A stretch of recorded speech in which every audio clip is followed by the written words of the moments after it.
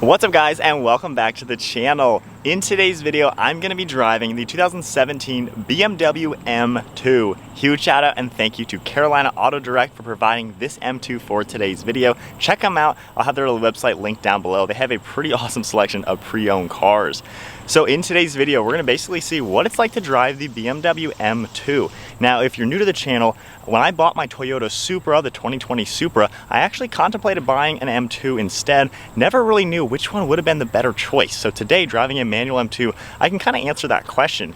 So this one doesn't have the B58 that my Supra has. However, the N55 still makes some pretty good power. It's a 3-liter inline 6-cylinder turbo engine. Stock, it makes 365 horsepower and 343 pound-feet of torque, paired to that 6-speed manual like I mentioned. So this one though does have some Dinan performance on it. I don't know if it's tuned or not, but it already sounds pretty awesome.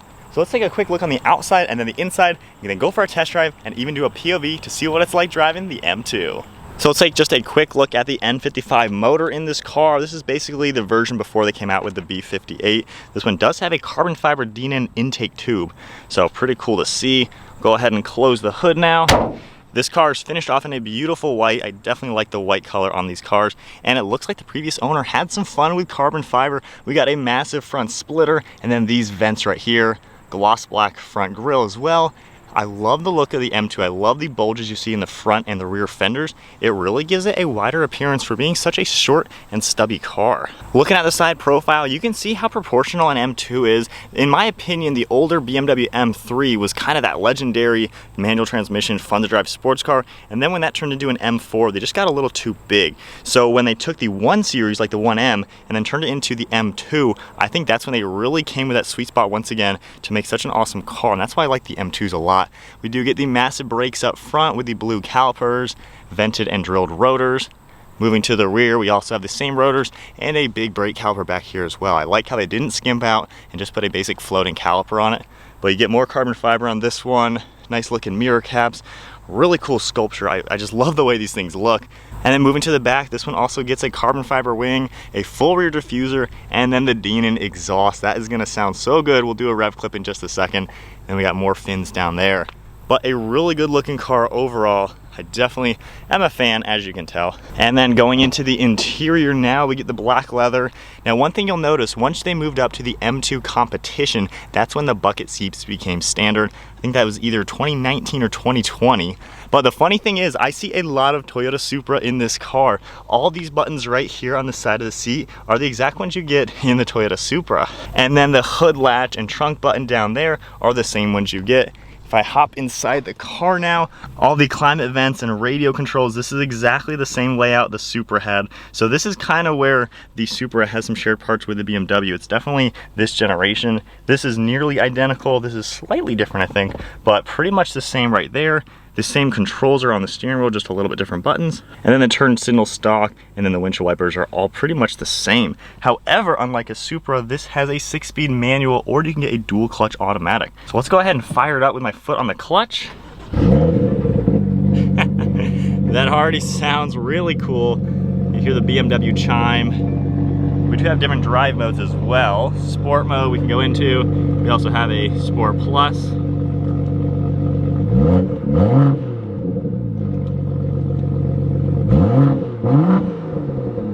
Wow, that already sounds insane.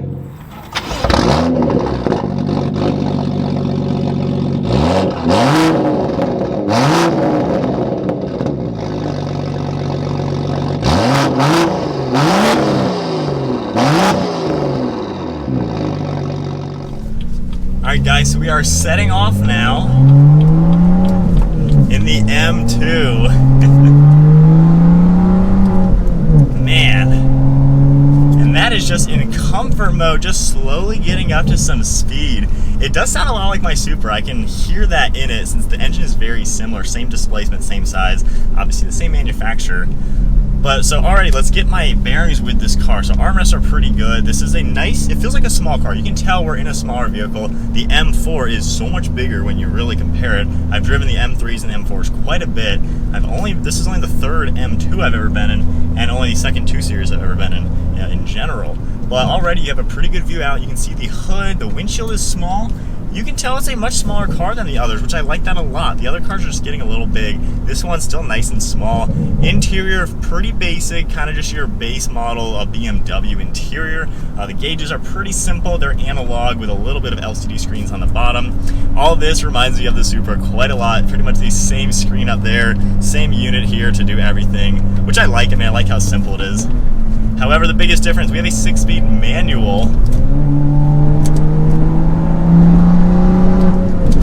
Gosh, I love that. I will say the shifter itself isn't the most notchy shifter in the world. It feels a little rubbery, I'd say, when you go into gears, but nonetheless, it's still a manual. We have 3 pedals down here, so it does give you that driver engagement.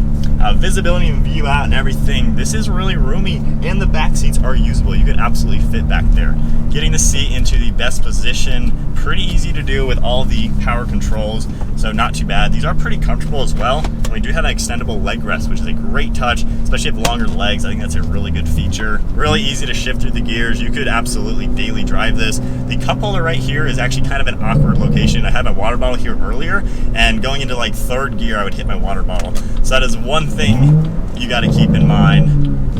You get those gurgles, which I am very used to. Let's go into the Sport Plus mode and get up to some speed. The car is all warmed up. It is 100 degrees out almost. Gosh.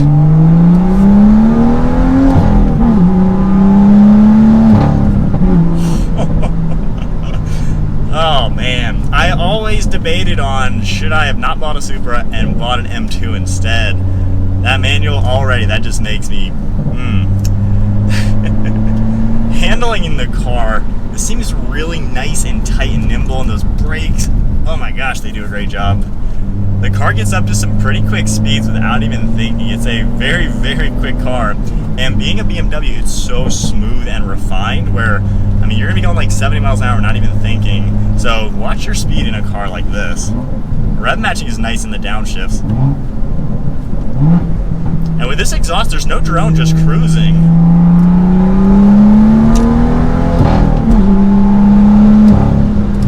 Goodness gracious, wow.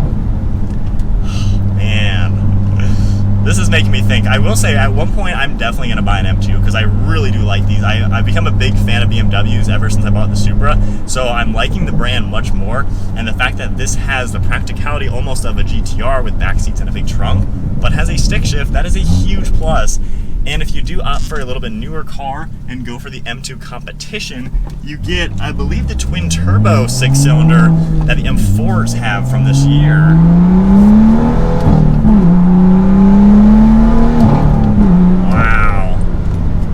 So the M2 comp is an even bigger step up, and you get bucket seats, which is pretty cool.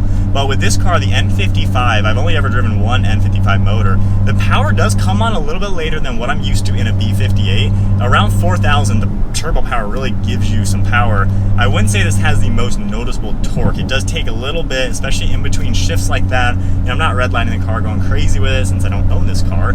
But even kind of ringing out a little bit between shifts has to take a little bit of time just to get into the next gear and get into the power band. Let's tone it down just to sport mode, see if that tones it down a little bit. But I like this car already. Really good tight turning radius. Going into reverse, pretty easy to see all around and everything. But having a manual in this layout of a car is just an awesome touch. Visibility over the side is amazing with those huge windows. Sounds so good.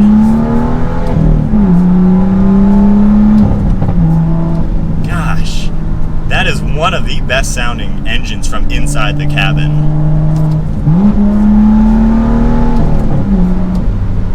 Wow. I am blown away with how good this thing sounds. It sounds so performance oriented. And in the sport mode, I'm not really hearing any of the crazy like gurgles or anything.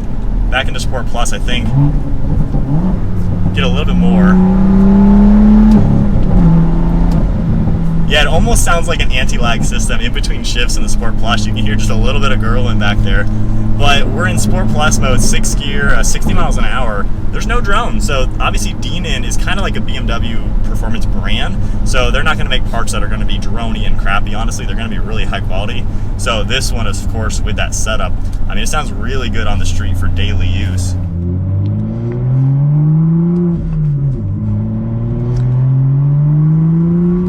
Alright Alright guys, we are now POV in the M2. I am really enjoying this car, not gonna lie.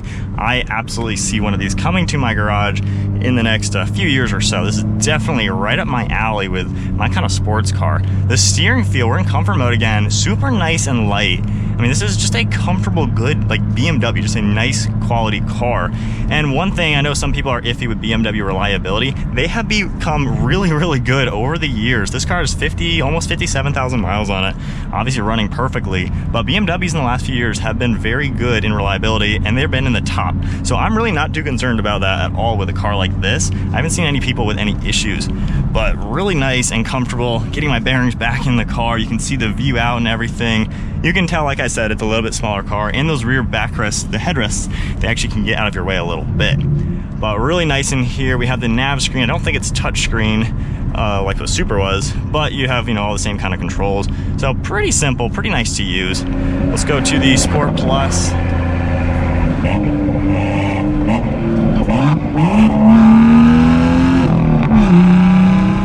That just has such a cool sound. It kind of sounds like one of the cars you'd hear in Fast and Furious. It just has that type of like performance. I am loving the sounds and the way this car drives.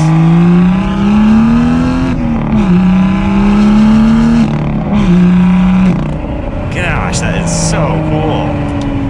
Hopefully you could see with the tach how it kind of has to get above 3,000 to have that power. The B58 definitely makes power closer to 2, so that is a little bit more responsive feeling. So the M2 competition is going to have that extra response.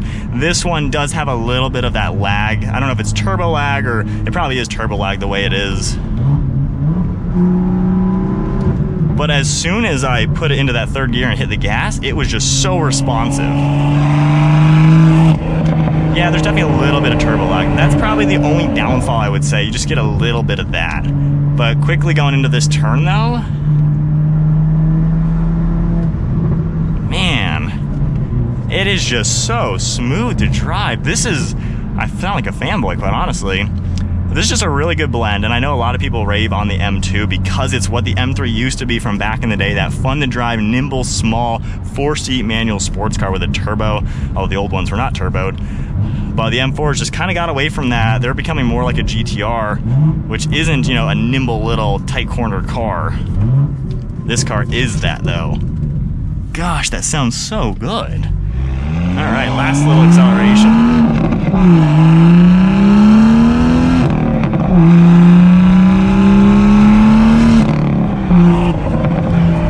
Man, guys, I am having way too much fun in this car. I am this close to taking this thing home with me. But I think that is unfortunately it for the M2. My first time driving a manual M2. I love it. This is my kind of car. Wow.